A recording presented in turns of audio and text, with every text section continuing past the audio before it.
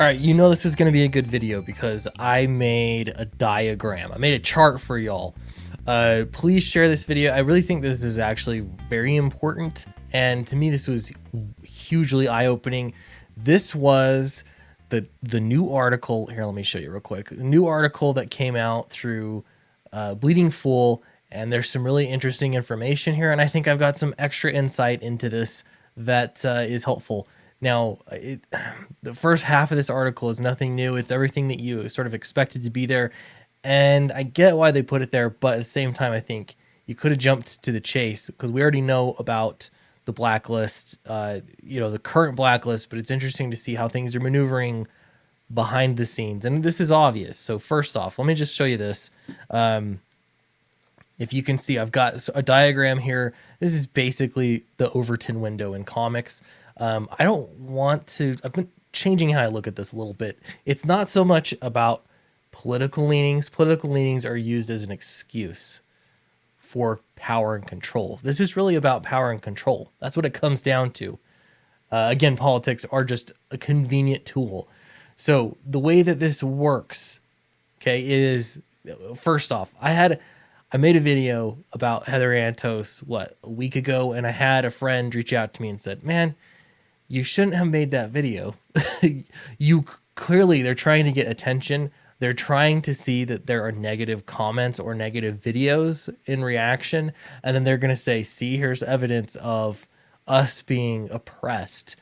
And I thought about that a little bit, and I thought that's probably true. Not probably true. It's definitely true. Certainly true. Because if it wasn't, why would it so often be used as evidence? Now, the way that you hold an entire industry hostage is you act like a child. And I mean that in a very real sense. So I was actually thinking about a time when I went to a funeral. I had my son there, and he was acting out at the funeral. And he was young. He was very young. But it was the moment that he realized that he could use embarrassment as a tool because he was willing to go farther than I was. I had hey, we'll get you this, we'll get you a treat or something if you're good during this funeral. We're almost through this thing. And then it was, hey, you really need to be quiet during this funeral. Otherwise, there are going to be some consequences. And that's when he realized that the embarrassment factor of him shouting during a funeral, it was worse on me than it was on him. That is exactly how this works. Exactly. It's like somebody screaming that you're having a reasonable conversation, and then they scream out in public that you are assaulting them. Everybody's going to listen to the person screaming because surely they wouldn't lie about something like that. How embarrassing would that be? This is all about perception. So the way that my thing here works is on the far left-hand side, maybe I should have made this the far right-hand side. These are the bad people. These are Comicsgate. Anybody labeled as Comicsgate, you are pushed out of the industry. We already knew this was the case. This is anybody that is not sympathetic enough. You are not anti-racist enough. You are not feminist enough. You'll get pushed into this bad category, and everybody fears being here. Now, the line here is moving into what I'm deeming the expendables. These are people, and some of these people may be watching this video. And if you are, I think you have an important role to play here. You're people that are working for Marvel Comics or DC Comics. You're embedded in the industry. You have a career there, but they don't really need you to be there. Or if it is convenient, they will push you out. This line is ever expanding. The bad people line, it is ever growing. And pretty soon, I know there are people that are waiting on the edge.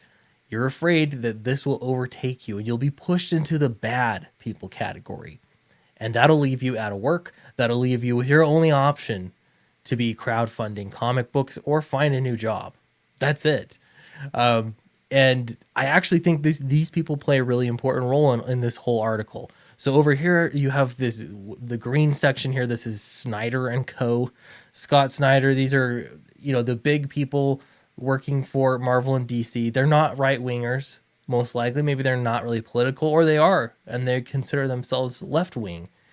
These are the people that they will put up on NPR. These are the people that'll go on talk shows.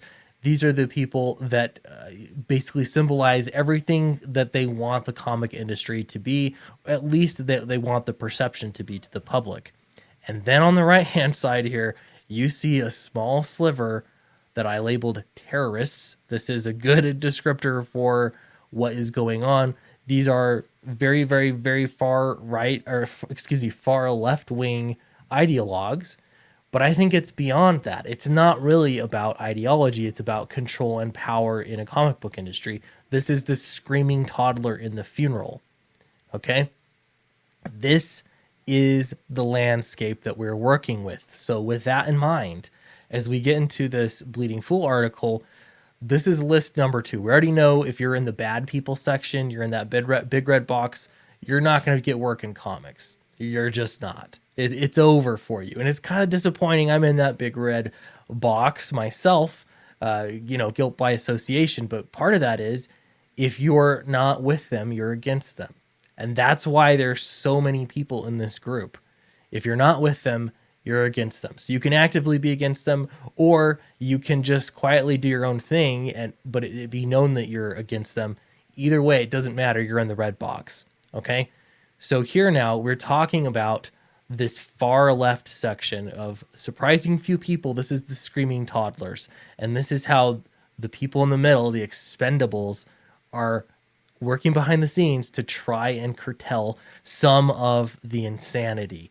Now, if you are in there, if you're one of the expendables that's out there in the industry, this is really important. You can do something that the rest of us can't. You can make small policy changes. You can make suggestions. There's a lot that you can do within your realm working in the industry to actually improve things.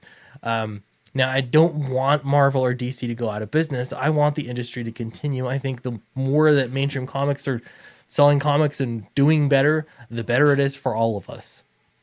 And so, anything you can do to improve things is great.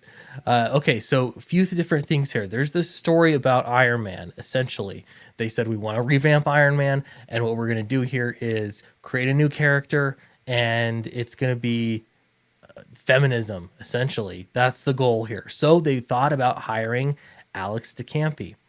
And in that suggestion of hiring Alex DeCampi, a lot of people took issue. A lot of people were afraid.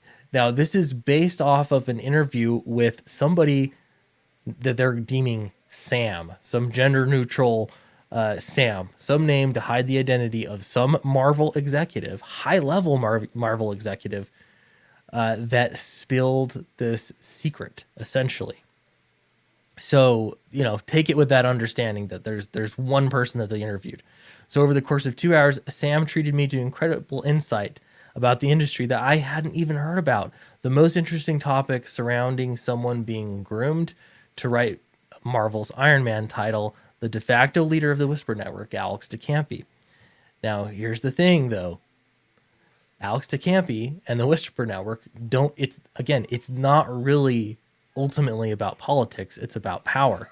It's about controlling power in the comic book industry and being able to decide who gets to work and who doesn't get to work, and ultimately that you run the show, basically. So when there are no more bad people in the industry to go after, they're going to go after the expendables. They're going to start pushing you out of the industry because that's the easiest target. They have to make more room. So apparently when this was coming up in discussion that they were going to hire her, they said, according to Sam, all hell broke loose. Bear in mind that Antos and Wendig were still at Marvel. The tensions in the office were high, Sam explained. Hateful rumors were spreading like a virus. Bullying was rampant, and everyone was scared that their jobs due to the environment Chuck and Heather had fostered along with their cliques. So they were worried about losing their jobs. So what happened is that people actually renegotiated their contracts. They added a so-called DeCampi clause. Let's see. Everyone I spoke to was discussing options. They were scared The guys and gals were already walking on eggshells, but this new edition would have been chaos. So part of the problem here, too, again, if we go back to my chart and we think about this for a minute, all of this is for public eye. I think it was your boy Zach who said the rule is don't offend the left. That's why it's so easy to have people on the right that are obviously politically on the right out of the picture, to cut them out, a large swath of people out of comics, because you're not worried about offending the right. That's not the rules. But offending the left is an important rule. This the screaming toddler effect. And so on this end of the spectrum, they can get away with so much more because they're willing to go so much further in order to make everyone's life miserable. All right. So I'm going to skip on down here. They added the clause. So what is in the clause? According to Sam, employees at Marvel didn't want to quit and protest, but if DeCampi was actually coming on board, they demanded assurances. I'm going to pause right there for a moment. They didn't want to quit and protest because if they did, they would be on the other side of the fence. They would be some of the bad people not allowed to work in comics. You can't do that. If you want to still be at least in that Expendables group, desperately clinging to your job, you can't make it be known. It has to be in private. So I'll continue here. They said they needed to know they could work in a safe environment without the looming danger of social terrorism constantly hanging over their heads, without worrying they'd look at Alex the wrong way. She'd leak all of their private correspondence to one of her media contacts out of spite, or vaguely accuse them of a sex crime or racial discrimination with the hope of getting them fired. That was the other thing, too, that they went to in this article was the connection with bloggers and sites like Bleeding Cool, Rich Johnson, very, very, very tight relationships with these news media. And that is just a microphone for a screaming toddler, essentially, so that you can scream out whatever accusation you want. Even if the accusation is just that you're one of the bad people, that's enough. That's all it took for public perception again. So they proposed amendments in their contracts ensuring they would never have to work with Alex DeCampi or even be physically close to her at any time. That's right. They even went into saying that at conventions, they wanted to be nowhere near Alex. They didn't want to be in the same hotel even, as far as sleeping accommodations go. They were afraid. And here's a big quote here. There are two rules if you want to survive the comic book industry, Sam said, laughing in between sips of red wine. I wonder how drunk Sam was during this interview to be so loose-lipped. 1, stay away from Rich Johnson and his minions. 2, if Alex DeCampi texts you, emails you, or even mentions you on Twitter, call a lawyer because chances are you're eventually going to need it. Sam explained that DeCampi isn't dangerous because her contacts in comics. In fact, she has very few who are actually legitimate creators. She's dangerous because of partisan journalists like Rich Johnson of Bleeding Cool who are seemingly in her back pocket, and other gatekeepers in her Whisper network like Heidi McDonald that run the Comics Beat website. This is huge. For me, this is a revelation. I think probably most people in comics just want to keep their job in comics. They just want to survive. But when you have somebody that has this kind of a microphone and they have this control over public perception, that is terrifying if you want to be, a civilized comic book creator. If you care what the public thinks, if you care about keeping your job, you cannot offend the left. You cannot offend them. Okay, want to spot a corrupt journalist from a mile away? Sam added, easy. Check Twitter and see who retweets Alex DeCampi. That is a big red flag right there. If they're using her as a source, watch your butt because they're dangerous. All right, so apparently, the next section here is saved in the 11th hour. Alex DeCampi was not given the book. And this turned out to be a good idea. They still got to be very virtue signaling based off of their choice for comic book writer and, of the new Ironheart series. They were able to still look good, They pacified the audience at the funeral, so to speak. But they did it in a way that, they couldn't be retaliated against. And so here's the problem. This is a self fueling issue. This is a constant spiral downward. What Marvel has essentially done, it is enforcing and it is rewarding left-wing activists to work in comics. The more that you virtue signal that you are a left-winger, the more likely you are to get a job, especially on these big titles, because they want to look good in the public eye by not offending the left. They want to appease the left. They want to stay in that green zone, okay? As they're doing this, it encourages comic book creators to move farther to the left, to be more outspoken on those kinds of political issues, because they think it'll get them a foot in the door. It'll increase your odds at working at Marvel. And are they wrong? No, they're not wrong at all. This will increase your odds at being a success in mainstream comics if you stand out with your political views in the right way. If you do that, you'll be golden. So at the same time, they have to be very, very quiet about pushing people out like Heather Antos and Chuck Wendig, because that offends the left. It because of their extreme nature. That's the reason why no one at Marvel wants these people working there. They don't want these screaming toddlers controlling things. But they're going to have to deal with this problem a little bit longer, because you're rewarding this exact behavior by not being public about it, especially. Now, Chuck Wendig was one that at least they said that the reason that he was fired was because, he was being ridiculous on Twitter. He was being way over the top. But I haven't seen more of that. They haven't said that. They haven't made an effort to be public about it, because there's no benefit to doing so. The risk versus reward. It's easier for them to put out, statements saying that the right is evil and bad, and that they can make a stand there. It's just the safe bet to make. The other way around, it has to be much more quiet. All right, so essentially, I think that's basically the article. I would strongly suggest to go read it, though. It was interesting to get these insights. I'm going to read this as sort of the end here. Here's the bottom line, Sam added. The second blacklist gets brought up in terms of these proposed clauses. When enough concerned employees ask for a Fowler clause, or a Mags clause, or a Joe Glass clause, or a Stephanie Cook clause, decisions have to be made. Do you protect your team from bullying, threats, and harassment, or hire one of these goons and roll the dice? At that point, you're pretty much lighting the Molotov cocktail yourself and waiting for them to toss it.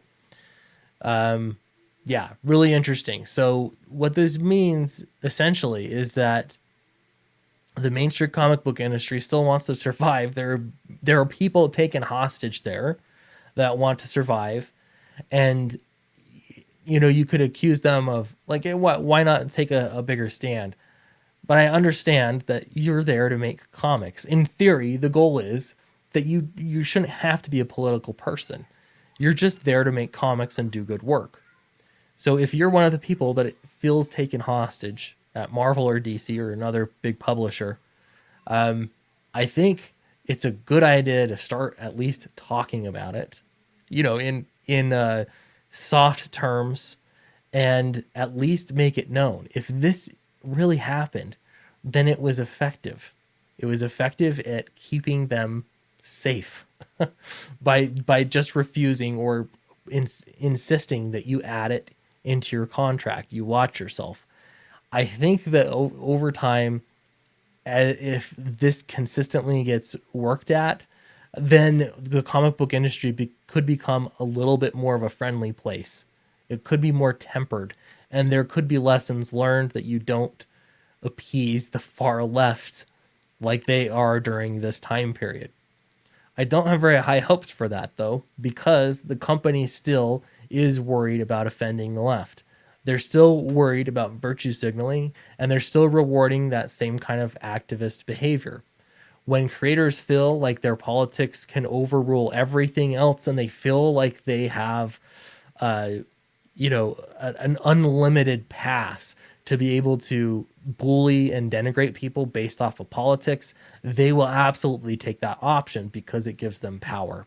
So you got to start taking the power away from those kinds of actions and punishing it, even if it's behind closed doors and maybe there are NDAs and whatever. You got to do something. You can't continue allowing this to move on the way that it is unless you want to just leave and be one of us bad people in the red. So thank you very much for watching this video. I know it was a little bit longer, but I think it's important. And to me, it was very insightful. And I felt like an epiphany happened for me. So thanks very much. And I will see you in the next video.